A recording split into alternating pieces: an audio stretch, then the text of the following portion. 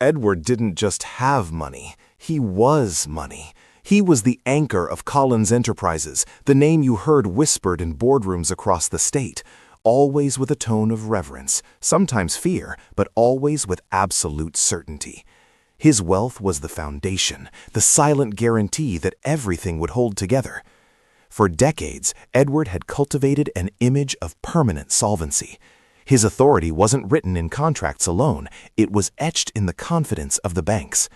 As long as Edward Collins remained untouched, unshakable, Collins Enterprises was safe, and Edward knew it. He lived for that admiration, that silent, universal agreement that he was permanent, untouchable. His whole existence was built on appearing absolutely, unimpeachably solvent. Because the moment that appearance cracked, his empire, built on borrowed faith, would crumble. This particular afternoon, the air in the executive conference room on the 30th floor of the Collins Tower was thick with this ritual certainty. The room itself was a monument to old money.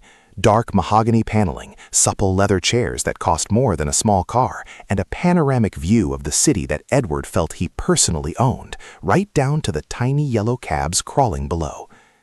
The gathering was a private board review, the kind of meeting where the real, messy work of accounting was ignored in favor of the ceremony of success. The purpose was simple: to praise Edward, to affirm the illusion of stability, and to reassure the board members, and by extension the market, that the ship was steady. The chairman, a man named Mr. Henderson, who had been nodding approval for Edward for 20 years, began the liturgy. "Gentlemen, Miss Holloway," he said, gesturing to the massive projection screen behind him, where charts showing massive growth from 5 years ago were glowing brightly. They always showed the past peaks. The recent dips were discussed only in whispers later. "We look at these numbers," Henderson continued, sounding like a priest reciting scripture, "and we see one thing: stability.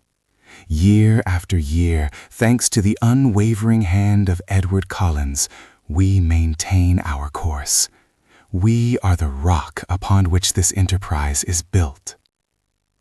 Every sentence was punctuated by slow, deliberate nods around the long, polished table. Edward leaned back slightly in his chair, a faint, almost imperceptible smile playing on his lips. This was his sustenance. He accepted the praise not as a compliment, but as a statement of fact, a necessary reaffirmation of his divinity within the corporate structure. Sitting quietly beside him, trying her best to appear knowledgeable and perhaps failing slightly, was his daughter, Rachel Collins. Rachel had just graduated from an excellent university, full of modern ideas and eager to learn the family trade. She was here today shadowing the meeting. Mostly she was just supposed to be seen, a silent promise of succession, a young, fresh face that signaled continuity. She was the future, but right now she was just the quiet girl holding a pen, trying to follow the flowchart of finance jargon. She wasn't just sitting near her father, she was seated right at the corner of the power nexus, close enough to feel the heat of the admiration directed his way, but too new to understand the fragile mechanism holding it all up. Also present, though barely visible, was Paul Myers. Paul was a junior legal assistant, seated quietly near the wall, closer to the coffee station than the decision-makers. He was the kind of person who saw the guts of the operation, the paperwork, the overdue filings, the case IDs that meant trouble, not stability. He was supposed to be there to take notes on any legal action the board might authorize. So far, he hadn't written a thing, because the only action was applause. Janet Holloway, however, was writing. She was the only woman on the board, sharp as a tack, and she watched Edward with an unnerving intensity. She wasn't just looking at the charts, she was studying the man. She knew that stability was often just a lack of movement, and sometimes a lack of movement meant the engine was stuck. Mr. Henderson droned on, cycling through the talking points about prudence and strategic positioning. The room was warm, the light was subdued, and the rhythmic sound of praise was almost hypnotic. About 40 minutes into this performance, Edward stood up. It was a calculated move, a powerful man needing nothing, not even a full bladder, but just reminding everyone that he was the center of gravity. He paused, looking down at the stack of folders he'd left right next to his water glass. He needed a moment to stretch, perhaps to make a quick private call outside, but he couldn't leave the attention completely untended. "Rachel," he murmured, his voice gentle but carrying the weight of command perfectly. "There's a small routine notice in the top folder, the one marked Internal Correspondence. Just read the summary aloud for the record. Show us you're following along." Rachel's heart gave a little jump. Her moment. A chance to contribute, to show her father and the board that she wasn't just decorative. She reached for the folder. But in her nervousness, or maybe just because the folders looked identical, all plain manila, stacked haphazardly, she grabbed the one underneath. It was thinner than the others, lacking the thick bulk of standard corporate minutes. It was the plainest folder of the bunch, the one Edward had slid discreetly under the main stack moments before the meeting began, intending to deal with its contents later, privately. She opened it. It wasn't the thick, official paper of corporate minutes or internal memos. This was thin, almost cheap paper, printed quickly, with a formal but stark header.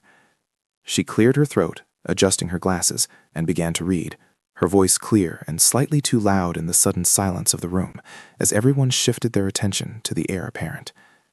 "To the attention of senior management," she started, "Account ID 774-B-29. She paused, noting the numbers.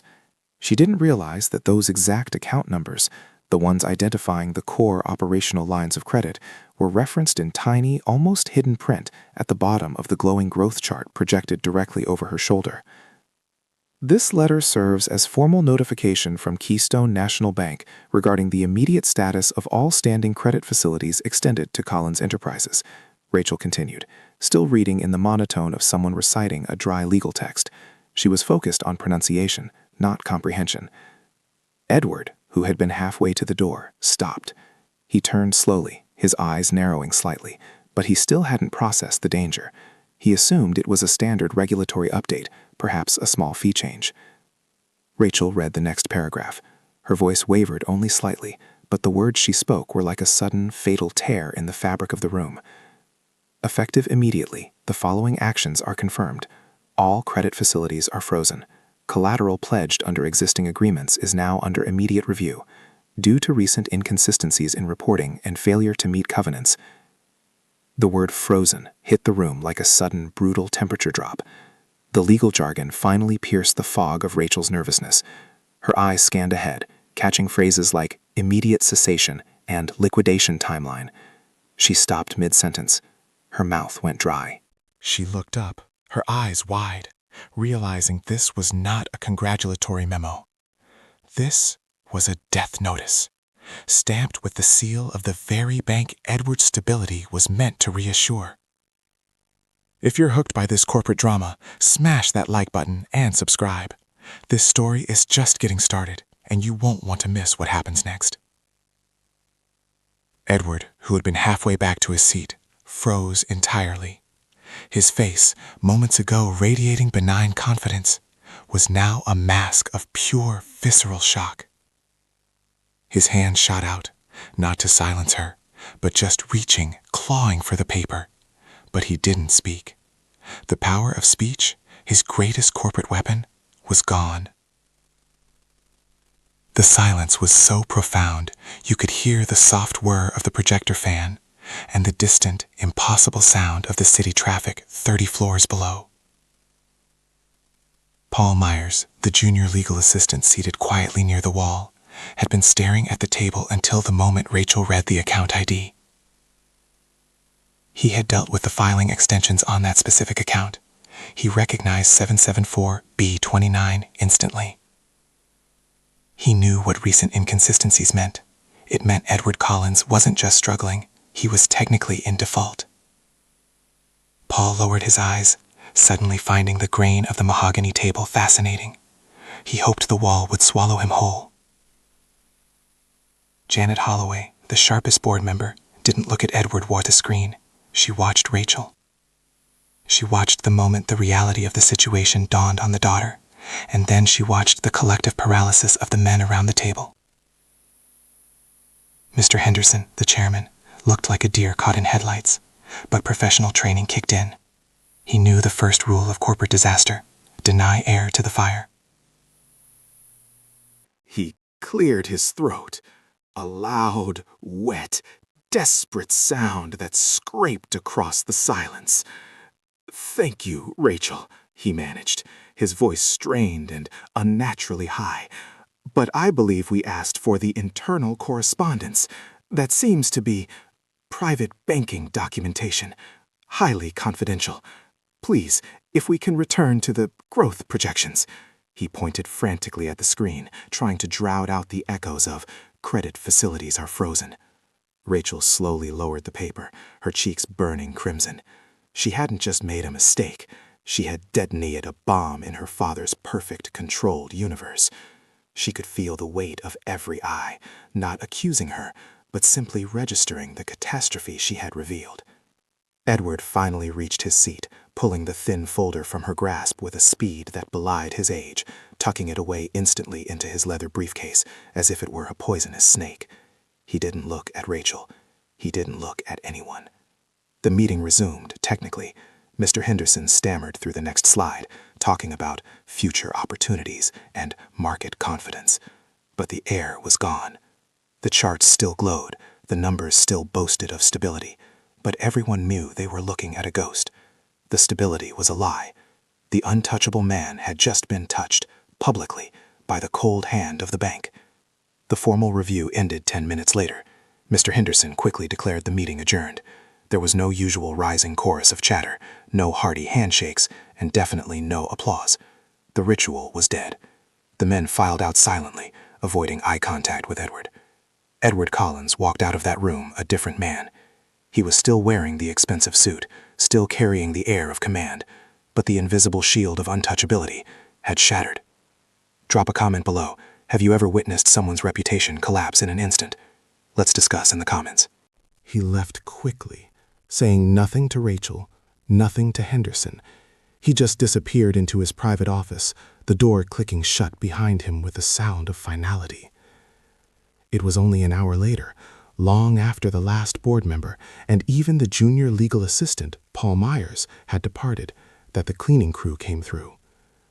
A maintenance man named George, an older guy who had worked in the building since Collins Enterprises first moved in, wheeled his cart into the executive conference room. He was following a cryptic note taped to his clipboard. He walked over to the massive mahogany table and paused at the seat where Edward Collins always sat, the head of the table, commanding the view. George looked at the clipboard, then at the table. Without comment, without fanfare, he simply lifted the heavy, polished brass nameplate that read, "Edward Collins, Chairman."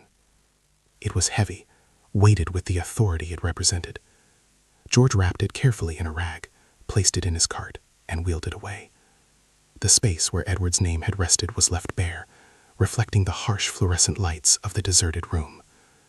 The physical symbol of Edward's authority was gone, but the financial reality, the one that Rachel had accidentally read aloud, was just beginning to unfold.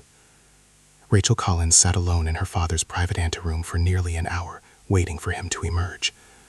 She was trying to process the raw, terrified look she had seen in his eyes, a look she had never associated with Edward Collins. She knew she had done something terrible, but she didn't yet grasp the scale of the damage. When the door finally opened, it wasn't Edward, but his longtime executive assistant, Mrs. Davies, who looked older and grayer than she had an hour ago. "Rachel," Mrs. Davies said quietly, her voice devoid of her usual warmth, "your father has asked you to go home. He said he will call you tomorrow. There is nothing more for you to do here today." Rachel stood up, feeling numb. "Mrs. Davies, I'm so sorry. I grabbed the wrong folder." Mrs. Davies simply nodded, her expression unreadable. "I know, dear. He knows." She paused, then added in a whisper, "The problem, Rachel, is that it didn't matter which folder you opened. The situation was the same." Rachel walked out of the Collins Tower and into the late afternoon bustle of the city, feeling utterly disconnected from the world. For her entire life, her father had been the mountain, solid and unmoving. Now, she felt the first tremors of an earthquake. Meanwhile, Paul Myers, the junior legal assistant, was back at his cramped desk on the 12th floor. He hadn't told anyone that he recognized the account number. He was busy cross-referencing the case ID 774B29 with various overdue filings he had been tracking for weeks. Filings Edward Collins had personally instructed him to delay or obscure. Paul knew the bank's notice was not sudden. It was the inevitable conclusion of months of desperate maneuvering. Edward had been using the illusion of stability to buy time, but time had run out. And now that the board knew, the internal collapse would be swift. Paul pulled up a document on his screen, a detailed confidential report he had compiled 3 weeks ago, detailing the exact collateral pledged against the frozen credit lines. It listed several key properties, including the Collins family estate, the primary company headquarters, and most importantly, the majority shares of Collins Enterprises itself. He took a deep breath. He realized he wasn't just a junior assistant anymore. He was the only person outside of Edward, maybe Mrs. Davies, who knew the full scope of the emergency. He had the key documents that showed exactly what the bank could take, and how fast. He printed 2 copies of the report, his heart hammering against his ribs. 1 copy for his desk, hidden deep within a stack of unrelated property deeds. The 2nd copy he folded tightly and slipped into his suit jacket pocket. Back on the 30th floor, Edward Collins sat alone in his vast office. The city lights were beginning to twinkle, reflecting dimly in his polished desk. He held the bank's letter in his hand. Credit facilities are frozen, collateral under review, effective immediately. He had known this was coming. He had fought it, lied about it, and tried to leverage every ounce of his reputation to stave off this moment. But the reputation, the thing he had spent a lifetime building, had just been destroyed by his own daughter, albeit accidentally. He wasn't angry at Rachel. How could he be? She was just the messenger, reading the truth that everyone had been too polite or too cowardly to acknowledge. His failure was his own. He had risked everything on the belief that his name alone was enough collateral. He picked up the phone and dialed Mrs. Davies. His voice was rough, sounding like dry leaves crunching underfoot. "Mrs. Davies," he said, "get me Janet Holloway on the line. I need to speak to her tonight. And then I need you to prepare a complete asset valuation, starting with the family trusts. The real numbers, Mrs. Davies. No window dressing." He hung up. He looked around the office, at the art, the trophies, the symbols of success. They no longer looked like achievements. They looked like items on a liquidation list. He had been untouchable. Now he was exposed, and the vultures were already circling. He knew Janet Holloway would be the first to arrive. He just needed to figure out if she was coming to help clean up the mess or to claim the ruins. Rachel, meanwhile, found herself standing on the sidewalk, watching the crowds flow around her. She remembered the look on her father's face and the silent removal of the nameplate. The chairman had tried to gloss over it, but there was no going back. The meeting had been about stability, but it had ended with a clear declaration of ruin. She pulled out her phone, intending to text her mother, but stopped. What could she say? Dad's bank account numbers were on the screen, and I read the letter that said we're broke. She decided to walk, needing the movement to clear her head. As she rounded the corner onto a busier street, she felt a sudden, sharp clarity. The men in that room had been praising a ghost. They had been celebrating stability while the foundations were crumbling. And she, the naive daughter, had been the one to accidentally switch on the lights. She didn't know what the freezing of credit facilities truly meant, but she knew it was bad enough to make Edward Collins look afraid. And that, in itself, was the end of an era. The real story of Collins Enterprises wasn't in the glowing charts of past growth. It was in the thin, cheap paper she had mistakenly read. Back in the tower, Janet Holloway received Edward's call. She listened calmly as Mrs. Davies put her through. "Edward," Janet said, her voice smooth and professional, betraying none of the excitement she felt. Quite the afternoon, quite revealing. "Edward, I need your help." Edward's voice was low, stripped of his usual bravura. "We need to handle this quietly. The bank is moving fast. We need to secure whatever assets we can before they start seizing collateral." Janet leaned back in her expensive chair. She had been waiting for this moment for years. Edward had always treated her like a necessary but minor fixture, the woman on the board. Now, he was begging. "Edward, I understand the urgency," she replied, "but quietly is no longer an option. Rachel made sure of that. Half the financial district knows the moment that letter was read out loud." Edward was silent for a long time. "What do you propose?" he finally asked. "I propose we meet tomorrow morning, early, and I propose that we discuss a change in leadership. The bank and the market need to see a stable face, not a face associated with recent inconsistencies." Edward gripped the phone so tightly his knuckles turned white. He knew what she was suggesting. He knew she was asking for his crown. "Are you asking me to step down, Janet?" "I am asking you to secure the remaining assets of the company, Edward, and right now, your name is a liability, not an asset." This was the consequence of losing the shield of solvency. Once untouchable, now disposable. "I will see you at 7, Edward bit out, his voice laced with venom. He hung up the phone, closing his eyes. The empire was not yet gone, but the king had been deposed, not by a coup, but by an accidental reading of a standard bank form. He thought of Rachel. She was supposed to be the future. Now she was the key witness to the collapse. He wondered if he should have ever brought her into the poisonous theater of his professional life. He decided that tomorrow he would need to deal with the inevitable board maneuvering, but tonight he needed to find out exactly what Rachel knew, and more importantly, what she felt. He needed to prepare her for the inevitable public humiliation that was about to rain down on the Collins name. He reached for his briefcase, pulling out the thin manila folder, the document that had killed his reputation. He looked at the stark typeface, the cold legal language. He had hidden it, hoping to handle it in secret, but secrets rarely survived the boardroom. He stood up, walking to the window, looking out over the millions of lights of the city he no longer controlled. The air felt cold, even inside the thick walls of his office. He was the most powerful man in the room, until the bank said he wasn't. And now, Edward Collins, the Rock, was nothing more than highly leveraged dust. The real battle, the battle for survival, was only just beginning.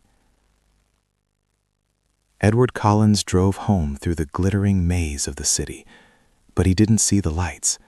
He saw only the stark, black typeface of the bank letter burned onto the back of his eyelids. Credit facilities are frozen. He wasn't driving his usual chauffeured sedan. He was driving himself, needing the physical act of control, however small. The Collins estate, a sprawling limestone fortress built in the 1920s, sat on 10 manicured acres outside the city limits.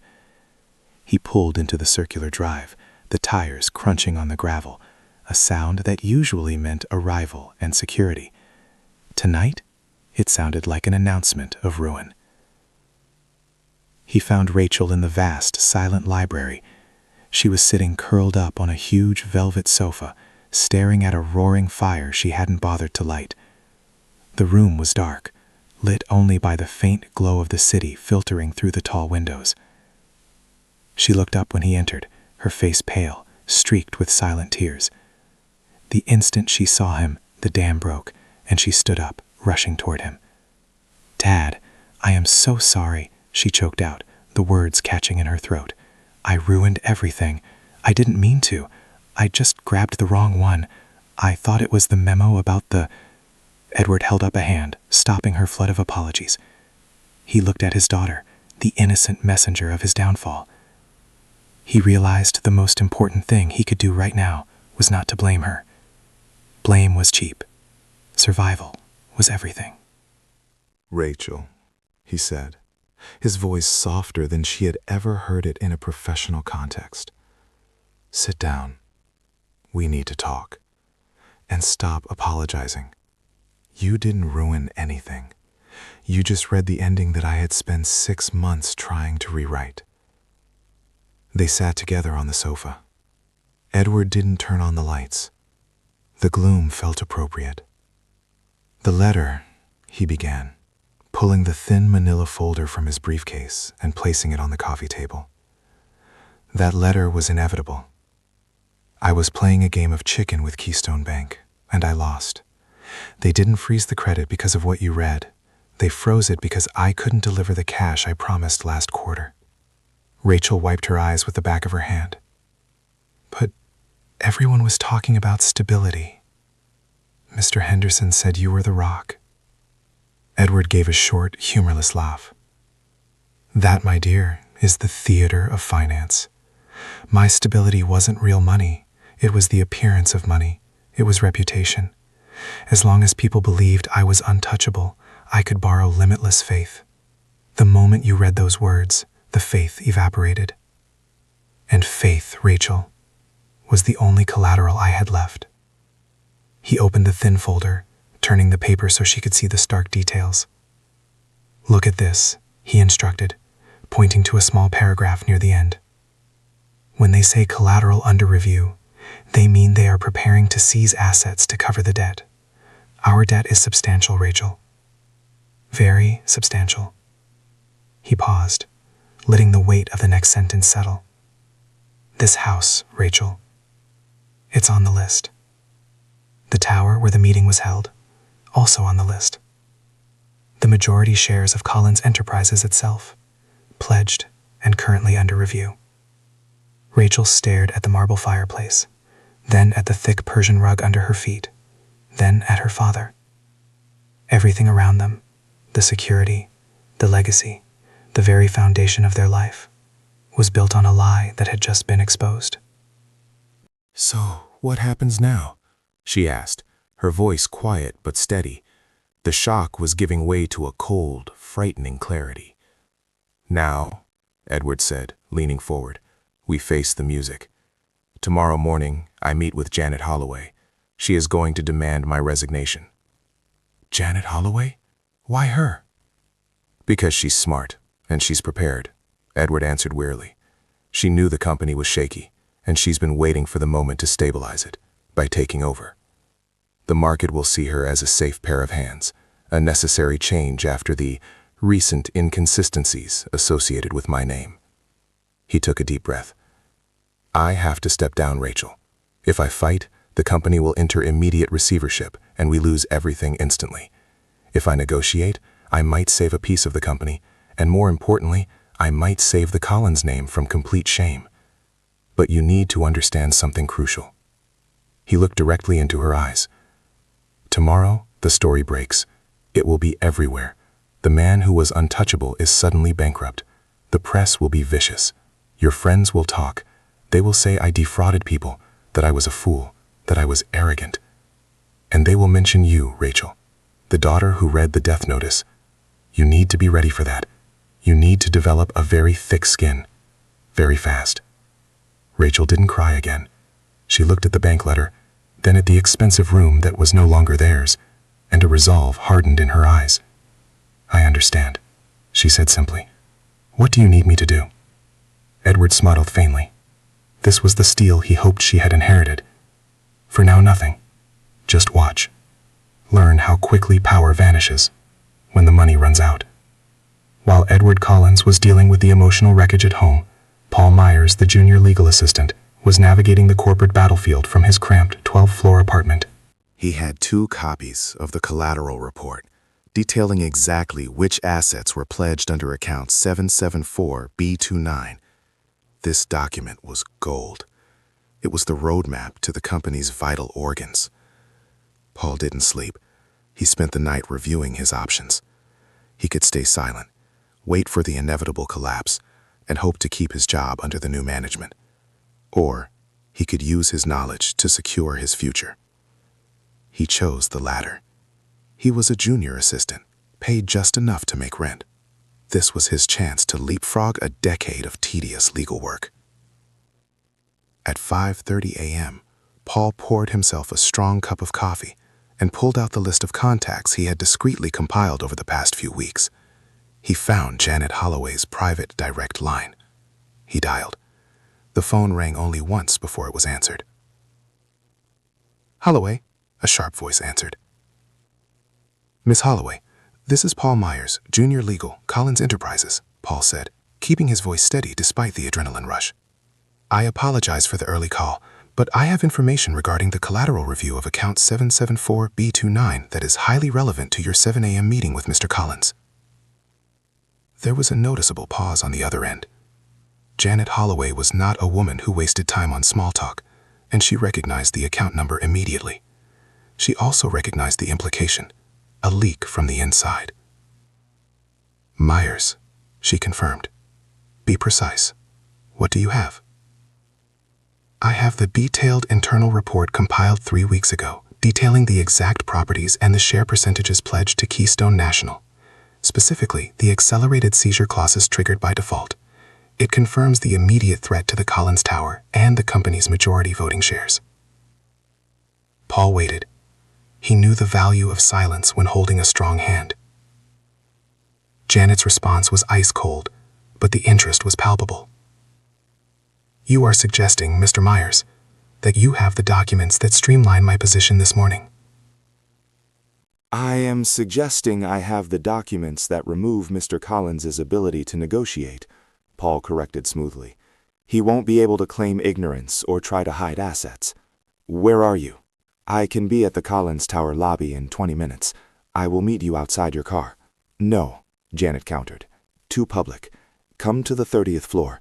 Take the service elevator. I'll have Mrs. Davies meet you. She thinks she's bringing me coffee. She won't know who you are. Yes, Miss Holloway. Paul hung up, his hands shaking slightly. He had just thrown himself into the deep end of corporate politics, betting everything on Janet Holloway's success. If you're enjoying this twisted tale of betrayal and ambition, hit that subscribe button and turn on notifications. Trust me, you'll want to see how this power play unfolds. He grabbed the copied report, slipped it into his jacket, and headed out into the pre-dawn darkness. The executive conference room at 7 a.m. felt different. It wasn't the warm, flattering light of the previous afternoon. The maintenance crew had left the harsh fluorescing lights on, making the room look sterile and revealing every scuff mark on the mahogany table. Edward Collins entered the room alone. His expensive suit looked slightly rumpled, his face drawn. He carried himself with the same rigid posture, but the air of permanence was gone. He was just a man waiting for a firing squad. Janet Holloway was already seated, not at Edward's usual head-of-the-table spot, but 3 chairs down, a position that subtly signaled she was not an obedient subordinate. She wore a sharp, tailored gray suit and looked impeccably prepared. "Edward," she greeted him, her voice professional, not unkind, but utterly devoid of sympathy. "Thank you for coming in early." "Janet," Edward replied, taking a seat opposite her. "Let's dispense with the pleasantries. You want the company. I want to salvage my legacy and protect what I can for my family. What are your terms?" Edward was trying to project control, but Janet merely smiled, a thin, calculated curve of the lips. "My terms are simple, Edward. You sign the agreed-upon resignation papers immediately. I assume the role of interim CEO and chairman. The board, which I have already contacted, will affirm this by noon. In return, I guarantee that the company will not declare bankruptcy, protecting the name for now." "And my position?" demanded Edward. "I am the founder. I built this place." "You will be given the title Chairman Emeritus, a purely ceremonial role. No voting rights, no access to operational finances, and no direct communication with the bank. You must publicly endorse my leadership as a necessary strategic transition." "And if I refuse?" "If you refuse, I call an emergency board vote immediately. Given the events of yesterday afternoon, the board will vote you out unanimously. The bank will see the internal struggle and will likely accelerate their seizure timeline. We will lose the Collins Tower by the end of the week, Edward, and you know the shareholders will initiate massive lawsuits. Edward leaned back, gripping the arms of his chair. He was trapped. He knew she was right. His name was toxic. I need time to review the papers, he insisted. My lawyer... Edward, your lawyer hasn't been paid in 2 months, and there is no time, Janet interrupted, sliding a thick binder across the table. Everything you need is right here, and to show you I am serious, I have an internal document that confirms the urgency of the situation. She opened a separate, thin folder, the exact same size and color as the one Rachel had mistakenly read. This one contained the report Paul Myers had handed over just 15 minutes earlier. Let's talk about account 774B29, Janet said, her voice dropping to a conspiratorial level. Specifically, the 85% voting shares of Collins Enterprises pledged as collateral. The bank is not just reviewing that, Edward. The clause states that failure to cure the default within 48 hours of the decline notice, which was yesterday, triggers immediate transfer of those shares to a holding trust controlled by Keystone Bank. Edward's eyes widened. He knew that clause. He had tried to hide it even from his own assistant. Only a handful of people knew the true severity of the share collateralization. How could Janet know? That information is highly restricted, Edward stated, his voice tight with alarm. Only legal counsel and Mrs. Davies had access to that specific covenant. It seems, Edward, that your loyalties were misplaced, or perhaps your team recognizes the need for stable leadership, Janet said, tapping the report with a perfectly manicured finger. The point is, the bank will own Collins Enterprises by tomorrow afternoon, unless a new, solvent management team is installed today. You are not solvent, Edward. I am, and I have the liquidity to stabilize the credit line temporarily.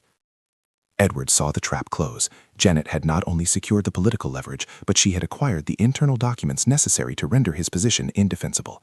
He had been betrayed, not by Rachel, but by the very system he had relied on. He looked at the resignation papers. His signature was the only thing standing between Collins Enterprises and total disintegration. You win, Janet, Edward said, the words tasting like ash. He picked up the pen. But I want one thing.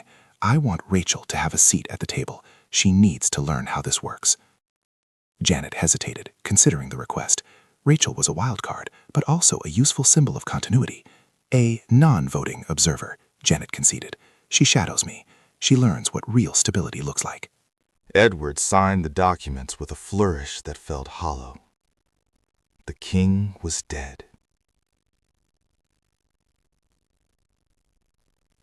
Paul Myers, watching discreetly from the 12th floor office window, saw Janet Holloway's black sedan pull away from the Collins Tower at 7:45 a.m. He knew the meeting was over. He had just traded up. 10 minutes later, his desk phone rang, the private extension reserved for management. It was Mrs. Davies. "Mr. Myers," Mrs. Davies said, her voice sounding distant. "Please pack your belongings immediately and report to the 30th floor executive suite. Miss Holloway requires you as her new senior legal advisor. Your promotion is effective immediately." Paul allowed himself a small, private smile. Senior legal advisor. He had jumped 20 rungs on the corporate ladder in one morning. The price, the betrayal of the man who had signed his paychecks. But in the world Edward Collins had built, loyalty was only valuable until it became inconvenient. Paul gathered the first copy of the collateral report and headed for the elevator, leaving his cramped desk and the memory of overdue filings behind him forever.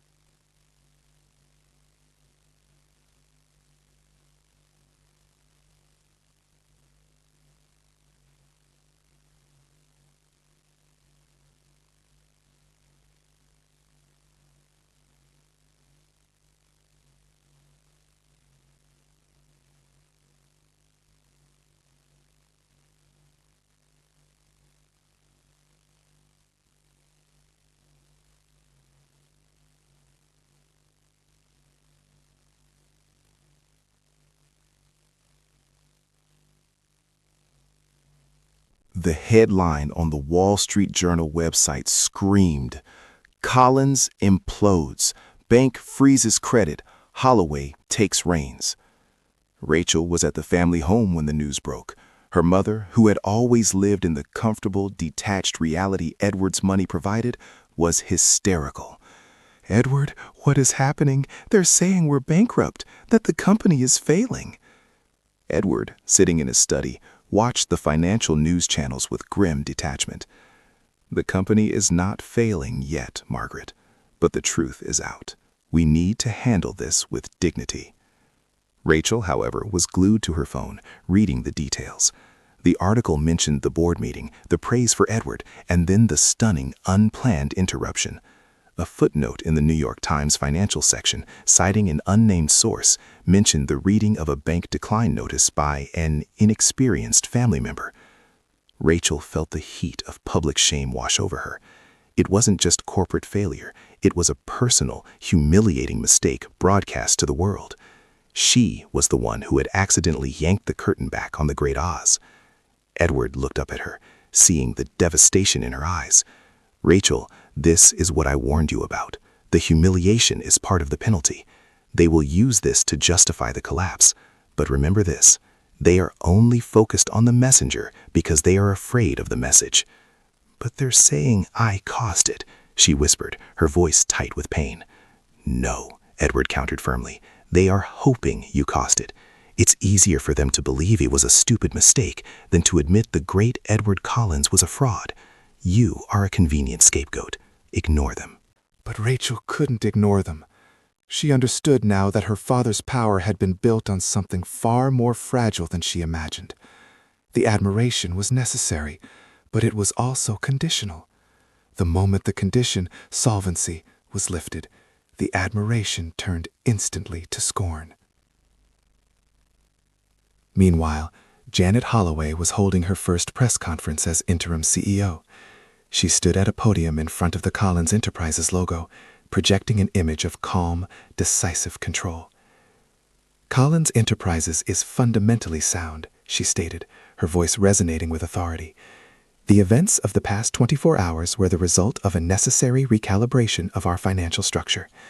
Mr. Collins has served this company faithfully, but we require a change in direction to secure our future and regain the confidence of our lending partners."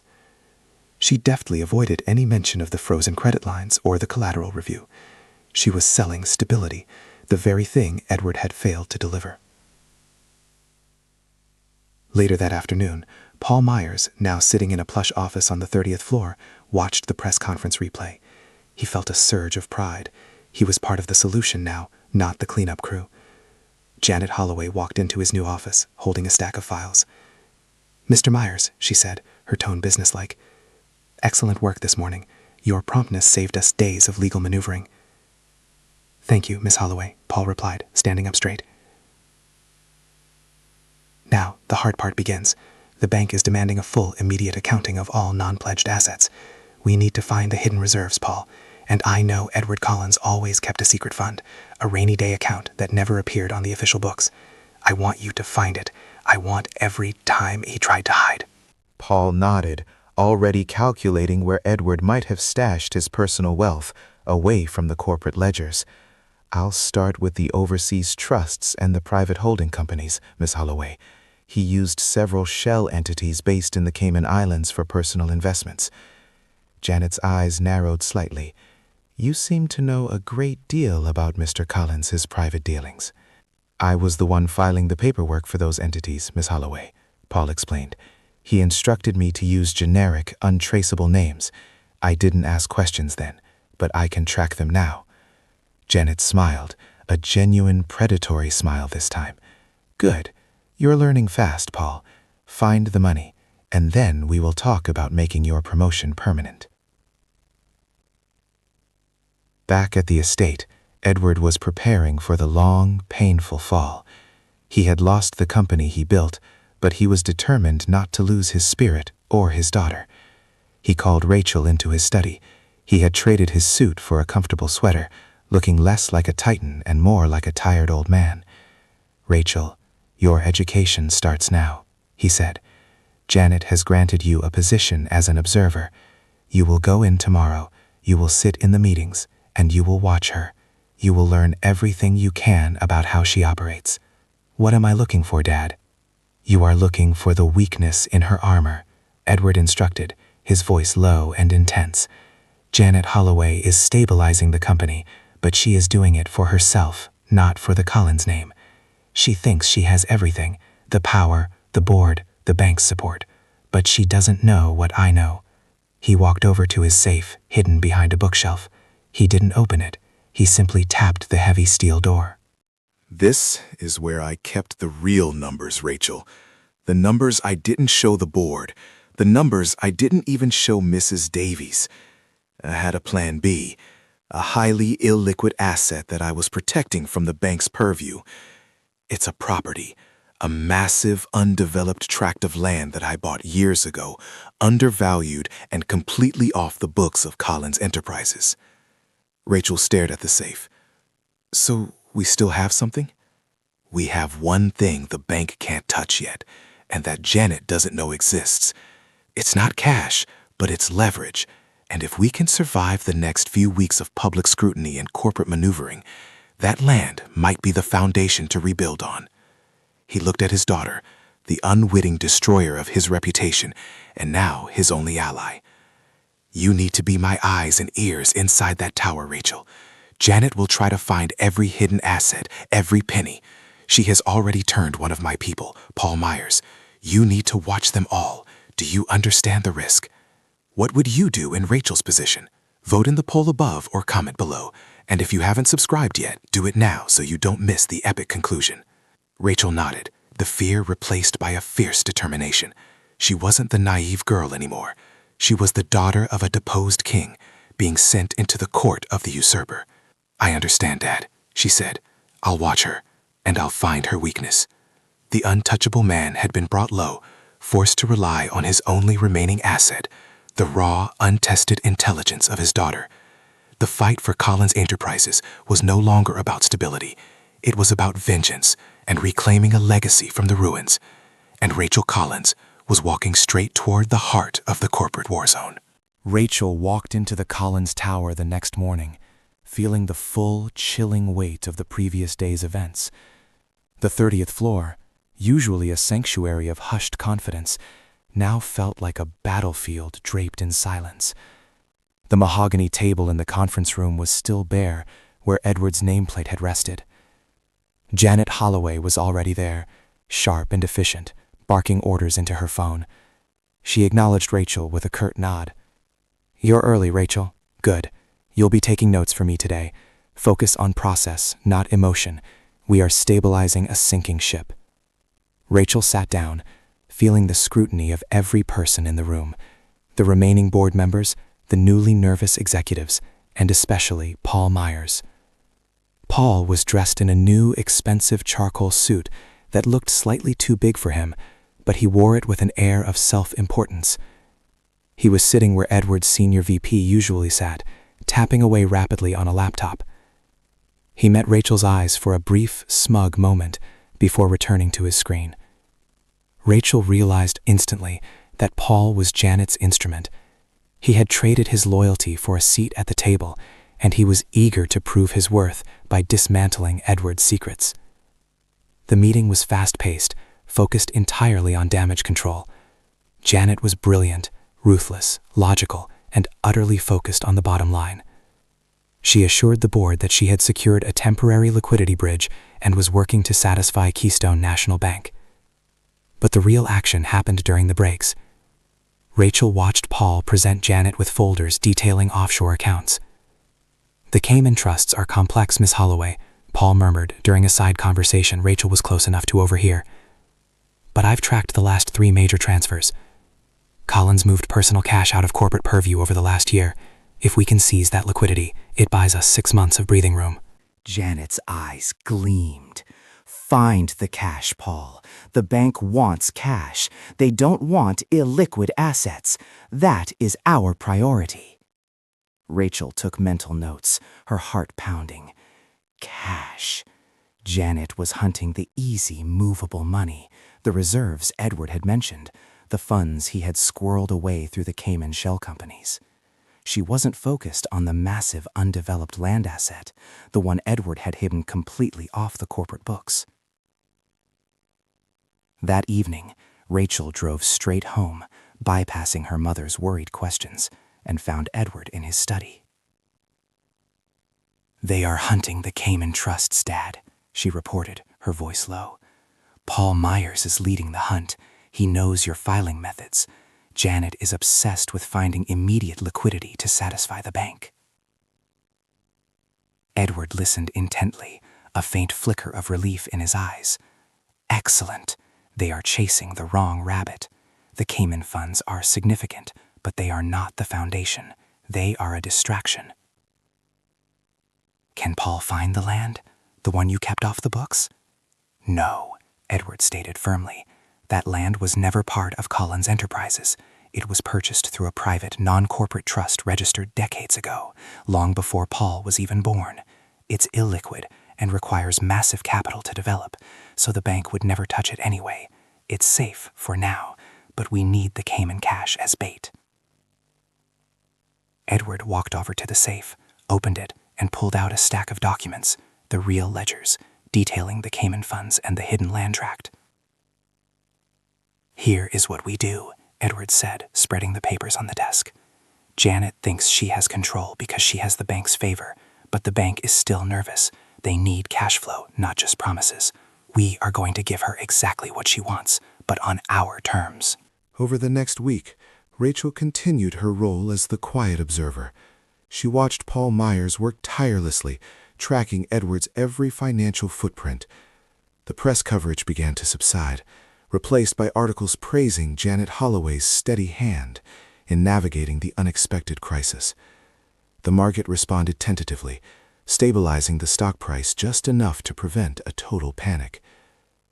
2 weeks after the disastrous board meeting, Janet Holloway called an all-hands executive meeting to announce her official plan for restructuring. Rachel was there, sitting silently in the back, watching the charts that still showed Edward's old growth projections, now overlaid with Janet's harsh, cost-cutting strategies.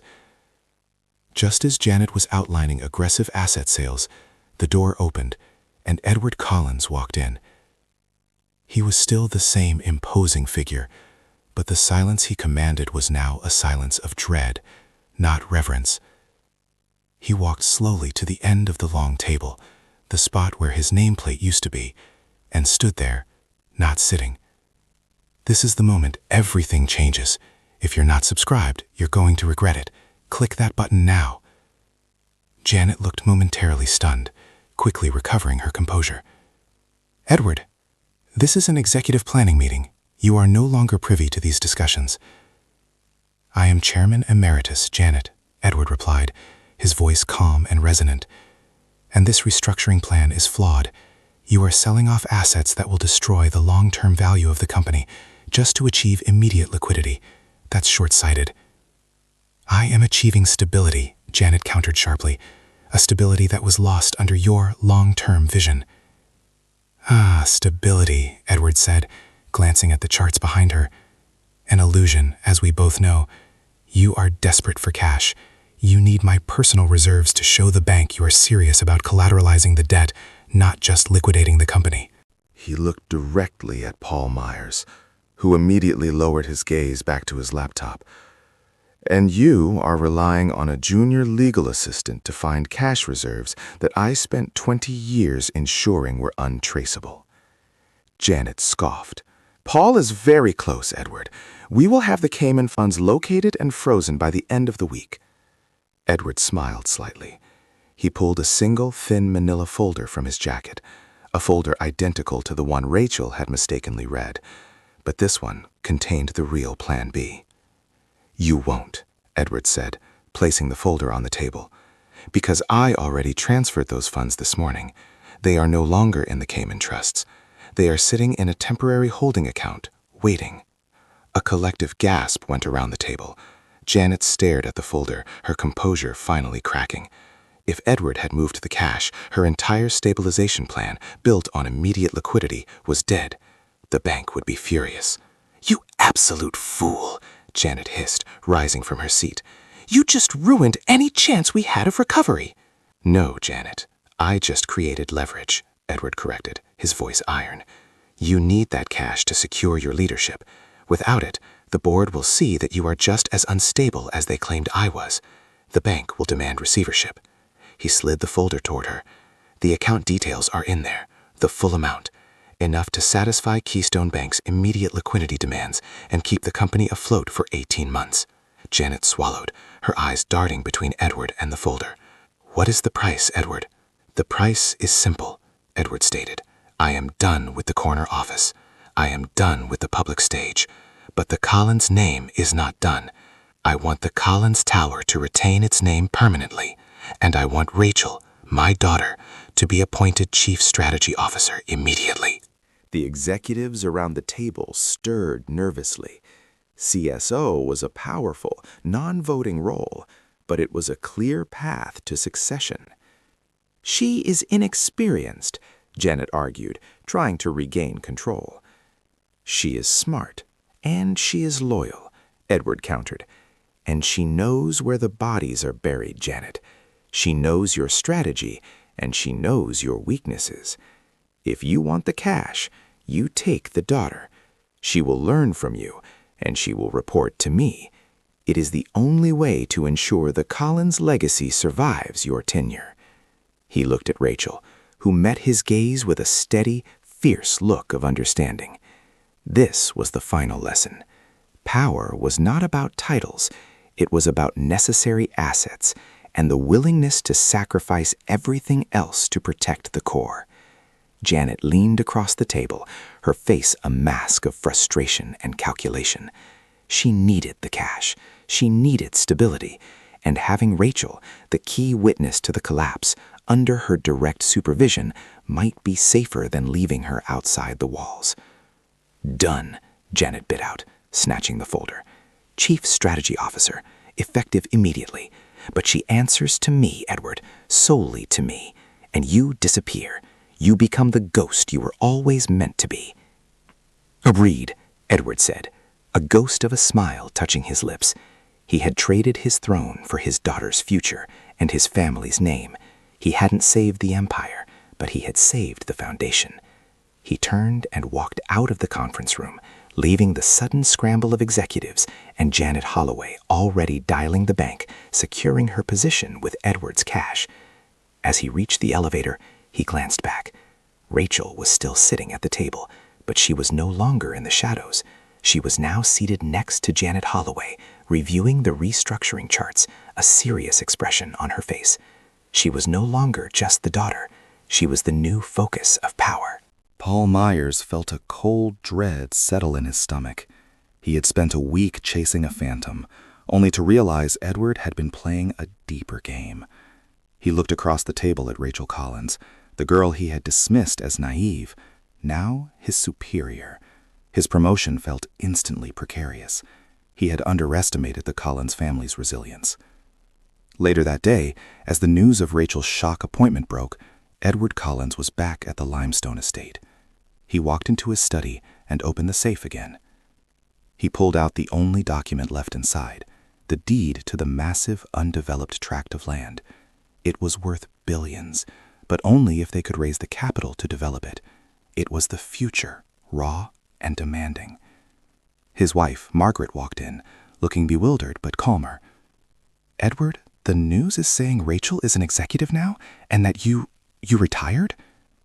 "I secured the future, Margaret," Edward said, looking at the deed.